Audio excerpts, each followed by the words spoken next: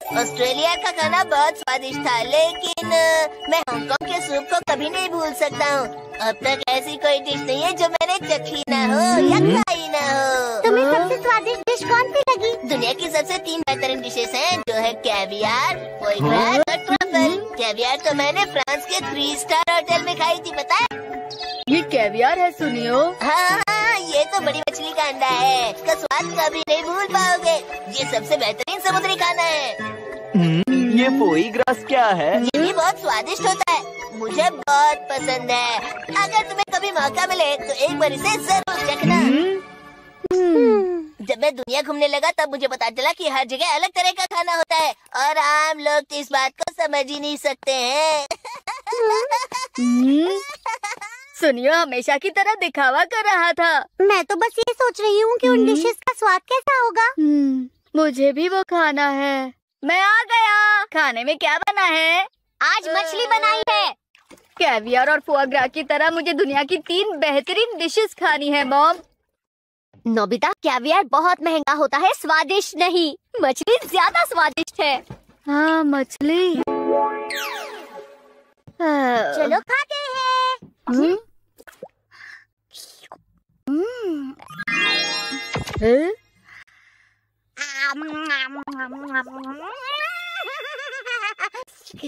ये क्या है? देखो, ये है मेरा टेस्टिंग स्पून। इस स्पून से तुम फोटो की कोई भी डिश का स्वाद ले सकते हो। मुझे बताओ। स्पून में कुछ नहीं आ रहा। ये सिर्फ चखने के लिए है। तुम एक फोटो सिर्फ एक ही बार चख सकते हो। अरे नहीं। लेकिन जब फोटो बदलेंगे तो नई स्पून इस्तेमाल करेंगे। ये लो, तुम स्वाद ले सकते हो। चलो खाते हैं। ये तो स्वादिष्ट दिख रहा है। अरे वाह, कितना यम्मी है। ये लो शिजुका, तुम्हारे लिए। ओह, शुक्रिया। ये कितना अच्छा है। क्या इससे मैं दुनिया की 3 बेहतरीन डिशेस चख सकता हूँ? हाँ, लेकिन मुझे सुनियो के पास से उसके फोटोज नहीं मांगने हैं। तो क्यों ना हम बुक स्टोर में जाकर वहाँ पर कुछ फोटोज ढूंढें। तुम थोड़ी देर के लिए ये मैगजीन ले सकते हैं।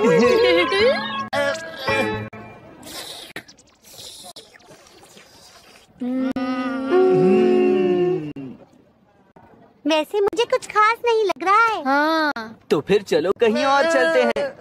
मुझे तो इन्हें देखकर ही भूख लग रही है। थोड़ा तो सब्र करो नोबिता। दुनिया की 3 बेहतरीन डिशेस कहाँ हैं? Caviar, caviar, caviar. ओह, ये भी स्वादिष्ट लग रही है। ओह, स्वादिष्ट है। ये खाकर देखती हूँ। सबसे मशहूर शॉप के डोरा केक्स। टेस्टी है। भूख लगी है, इसका स्वाद लूं, समझ नहीं आ रहा। ये क्या कर रहे हो तुम? मुझे पढ़ना नहीं है, खाना है अंकल। चलो बाहर निकलो। अरे नहीं, रुको। मुझे लगा था आज हम दुनिया की 3 बेहतरीन डिशेस खाएंगे। क्या वो डिशेस ढूंढने हम कहीं और नहीं जा सकते?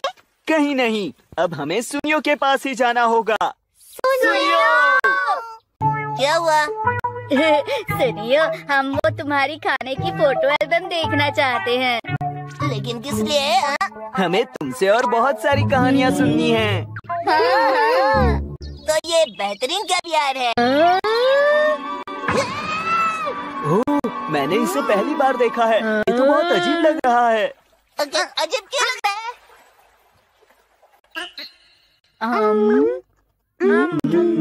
इसका टेस्ट काफी अजीब है। तुम क्या कहते हो डोरेमोन? बहुत चबाना पड़ रहा है ना? ये नमकीन लग रहा है। इससे अच्छा तो मैं मछली का स्वाद चख लेता। अब मुझे गर्मा गर्म चावल के साथ मछली खानी है। कॉडरो, तो फिर पहला ये लो ना, फोई ग्रास। एक ऐसी डिश है जो फ्रांस के महान व्यक्ति ने भी खाई है। इसका स्वाद तो जाना पहचाना है। अरे ये तो गूस फिश लिवर की तरह है। मेरे डैड ने इसे कुछ दिन पहले ही खाया था। सुनियो, क्या तुम्हारे पास गूस फिश लिवर का फोटो भी है? मेरे पास क्यों होगा? ये ट्रफल है। ये बेहतरीन है और महंगी भी होती है।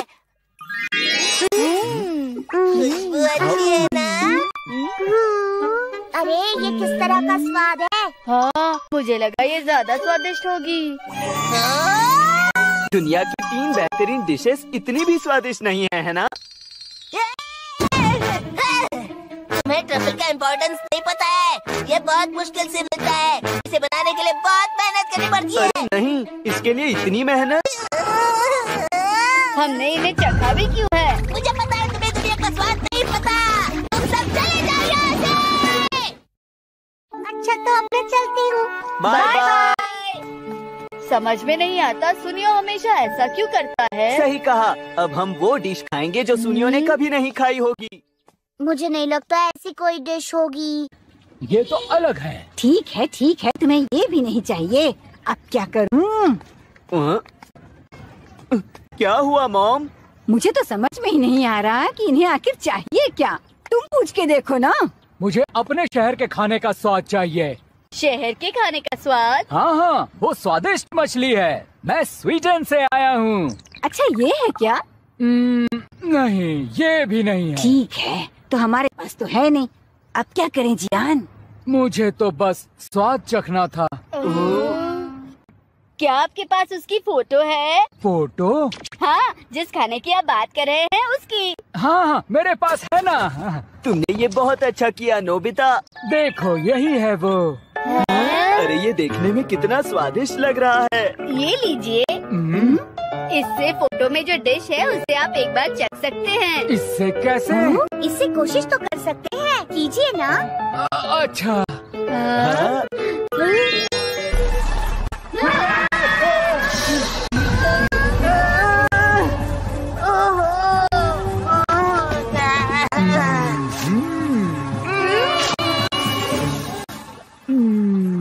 मैं इस खुशबू को याद कर रहा था।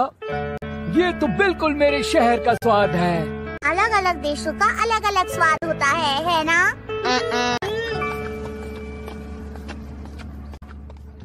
ये पूरी दुनिया के खाने का एनसाइक्लोपीडिया है। आप क्या देखना चाहते हैं? स्वीडन का सबसे अजीब खुशबू वाला खाना। वो कितना अजीब खाना था डोरेमोन। उसे सरस्ट्रोमिंग कहते हैं।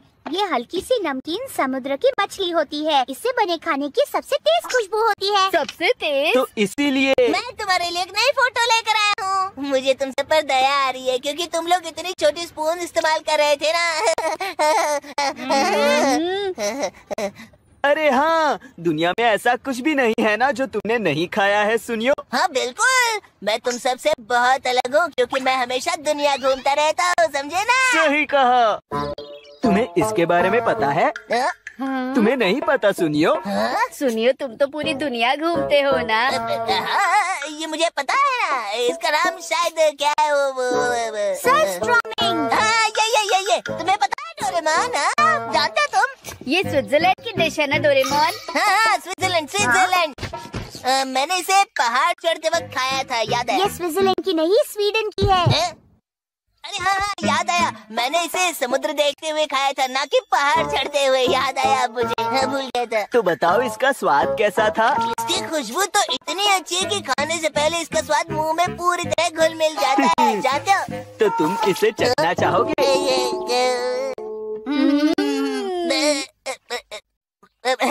मुझे ये जरूर फिर से खाना चाहिए। हाँ, फोटो देखते ही खुशबू बाहर आ रही है। मुझे बस एक बाइट मिलेगा, ये काफी नहीं होगा। ठीक है, जितना हो सके उतना ले लेना। फिर ठीक है।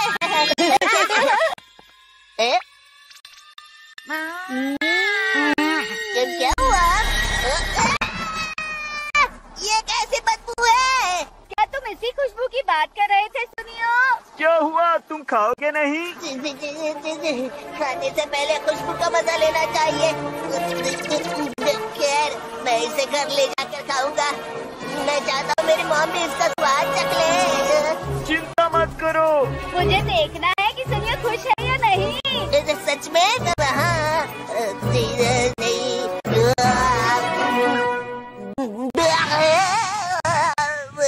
कितना अलग स्वाद है। ये तो बहुत अच्छा है। क्या सच में ये स्वादिष्ट था? तुम्हें सच में दुनिया का स्वाद पता है? तुम सच में सबसे अलग हो। बिल्कुल, क्योंकि मैं दुनिया का स्वाद समझ सकता हूँ पूरी तरह से।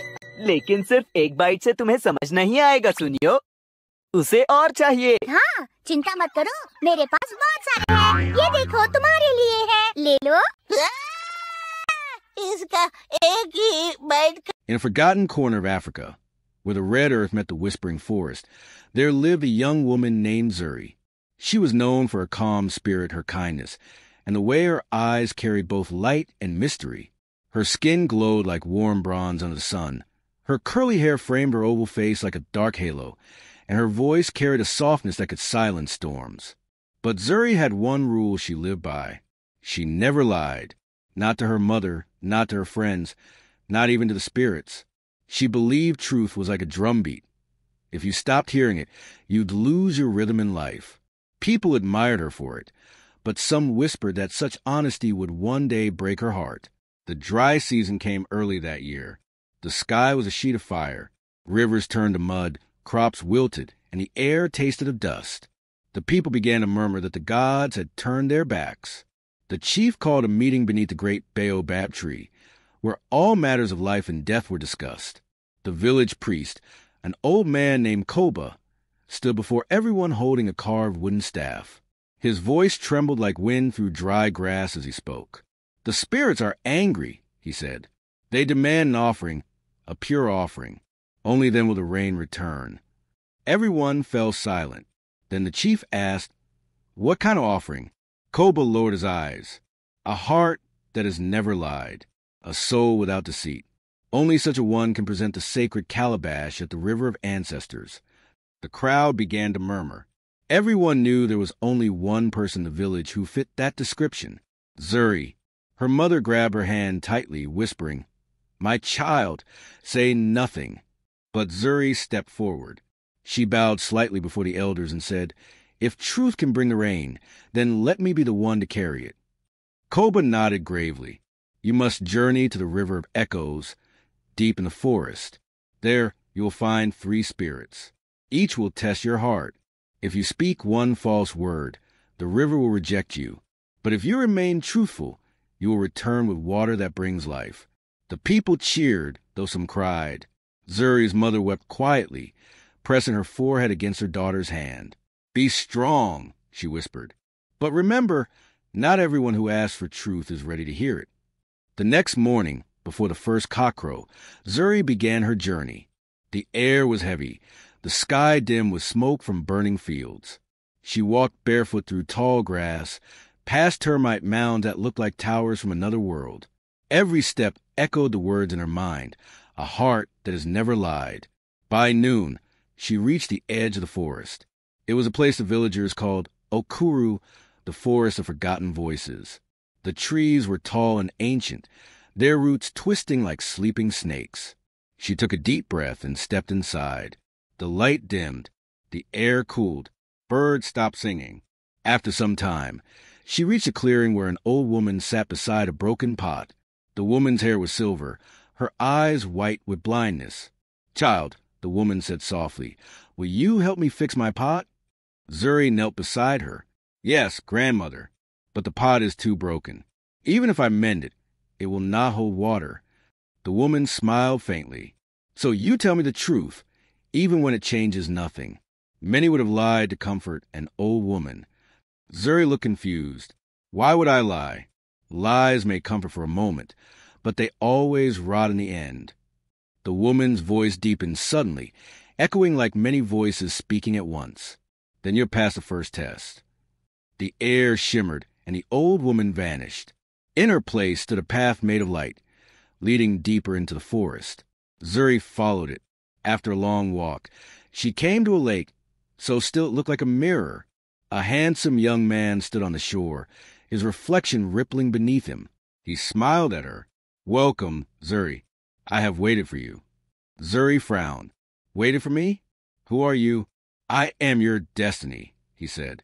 "If you turn back now, the village will never know what happened to you. But if you stay with me, I will give you a life without struggle, a life of peace." Zuri shook her head slowly.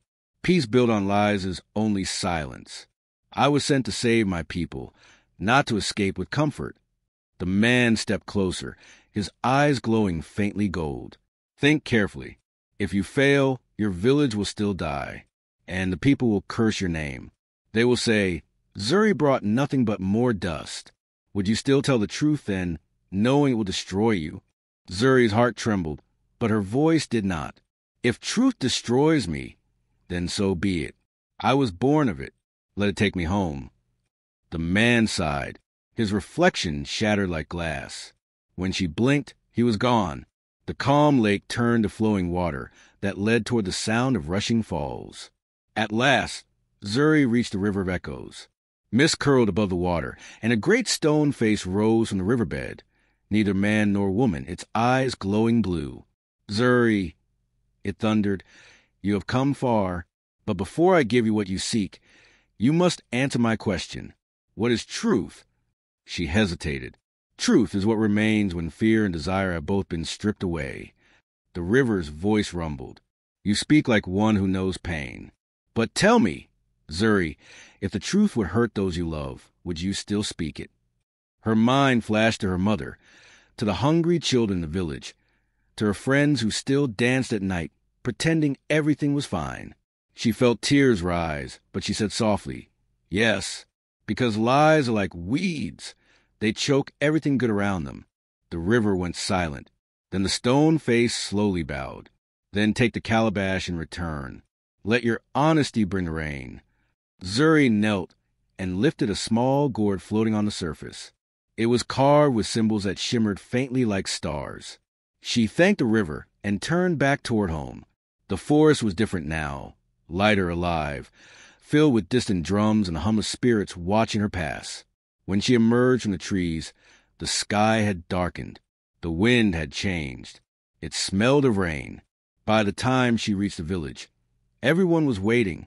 The chief, the priest Koba, the elders, and her mother stood before the great baobab. She placed a calabash at the center of the gathering and bowed. "The river has given its blessing," she said. Koba lifted the gourd carefully. "Then let the offering be poured." He opened the lid. Inside was not water, but ashes, cold, gray ashes.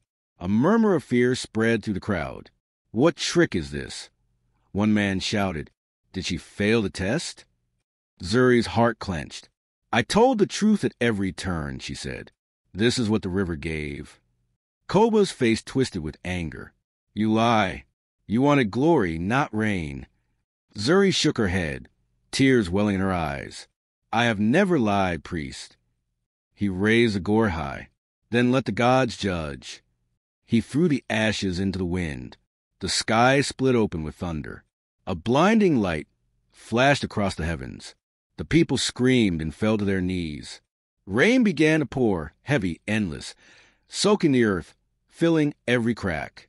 Zuri stood still, letting it wash over her face. She looked down and saw that where the ashes had fallen, flowers now bloomed, blue and gold, glowing softly in the storm. The chief turned to Koba, his voice trembling. The gods have spoken. Truth was the sacrifice they desired. Koba dropped to his knees, his staff falling from his hands. "Forgive me," he whispered. "Forgive my blindness.